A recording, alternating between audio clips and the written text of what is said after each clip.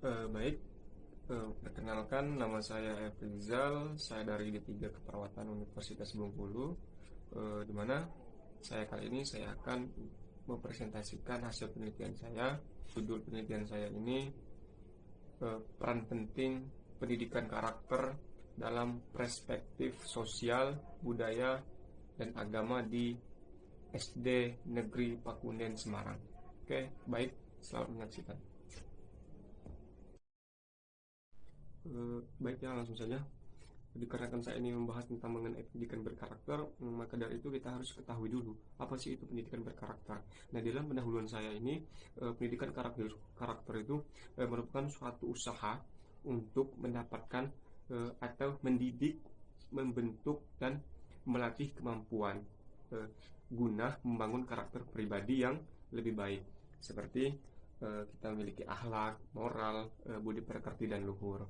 Nah, dan juga pendidikan karakter itu diterapkan untuk membentuk kepribadian individu yang lebih baik sesuai dengan Kemendiknas 2010 ayat 7. Nah, salah satu tujuan pendidikan karakter itu untuk membentuk kebiasaan dan perilaku peserta didik yang terpuji dan sejalan dengan nilai-nilai universal tradisi, budaya, bangsa, dan religius atau agama.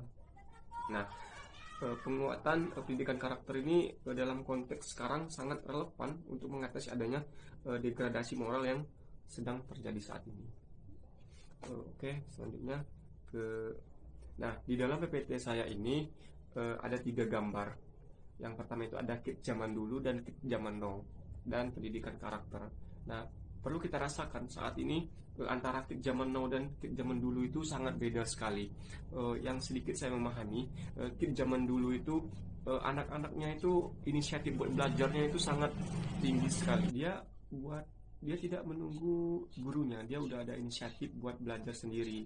Orang-orang dulu itu udah, menurut saya pribadi, dia udah lumayan pintar, beda sama yang anak zaman now. Bisa kita lihat juga ya sekarang ini bentuk nyata anak zaman now ini buat belajarnya itu sudah sangat kurang, sangat inisiatif belajarnya kurang sekali. Anak-anak zaman sekarang itu udah bisa bergaul sama orang dewasa, dia juga udah bisa mengikuti orang-orang dewasa, seperti dia udah bisa ngerokok, udah bisa mabuk-mabukan dan seperti apa.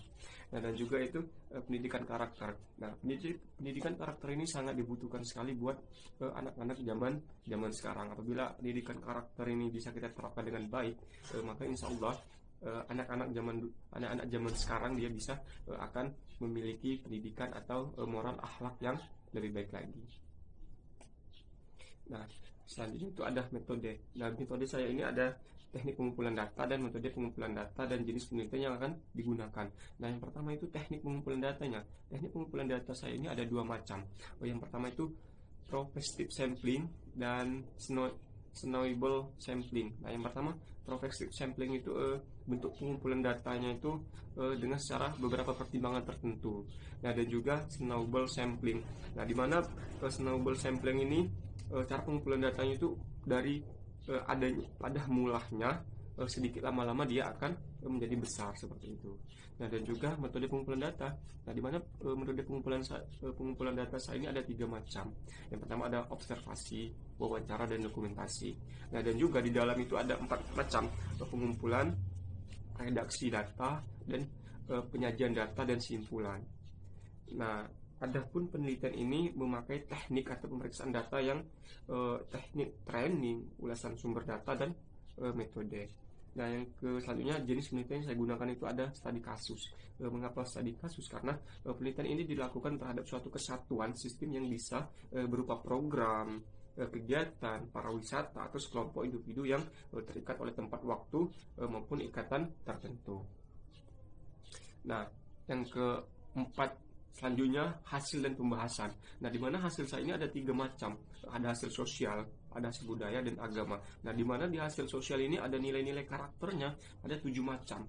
Yang pertama itu ada jujur, toleransi, menghargai prestasi, peduli lingkungan, peduli sosial, tanggung jawab, dan cinta damai. Nah, di sini kita harus ajarkan kepada peserta didik itu harus jujur, bagaimana cara toleransi, cara menghargai, peduli lingkungan sekitar, dan tanggung jawab seperti itu. Dan juga budaya. Nah, di mana di di dalam budaya ini memiliki nilai karakter yang ada dua macam, semangat berbangsa dan cinta tanah air. Nah, kita ajarkan kepada anak zaman sekarang itu bagaimana dia cara menghargai atau semangat kebangsaan untuk mencintai tanah air Indonesia itu seperti apa. Dan yang tiga itu agama. Nah, kita harus ajarkan, kita di anak zaman sekarang ini tidak ada toleransinya buat saling menghargai. Nah, kita ajarkan tentang agama juga, kita ajarkan dan bertoleransi dengan menghormati agama-agama lain seperti itu. Nah, pembahasan yang selanjutnya itu ada di pelaksanaan penerapan pendidikan karakter di SD Negeri Pakunen Semarang mencakup 4 aspek. Yang pertama sosial, budaya, agama.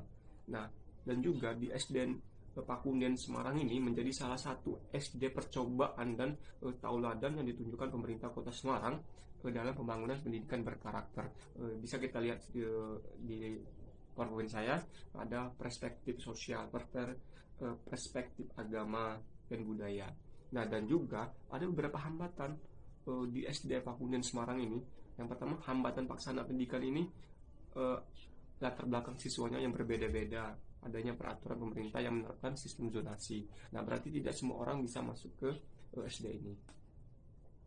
Penutup. Nah, kesimpulan dari saya, penerapan pendidikan karakter sejak dini ini merupakan upaya untuk mencegah dan mengatasi tradisi moral yang sangat menjadi masalah yang sangat penting. Terdapat 11 nilai karakter yang mencakup dalam perspektif sosial, budaya, dan agama. Nah, saran saya yang pertama itu kerjasama dengan berbagai pihak sangat diperlukan, baik pihak orang tua, sekolah maupun masyarakat tertentu, guna mewujudkan agar anak yang bisa berpendidikan berkarakter. Yang kedua, penelitian berikutnya dapat menilai penerapan pendidikan karakter yang perspektif sosial, budaya, dan agama secara lebih spesifik. Nah, itulah sedikit penjelasan saya tentang penelitian saya. Saya akhiri. Wabillahi taufiq wal hidayah. Wassalamualaikum warahmatullahi wabarakatuh.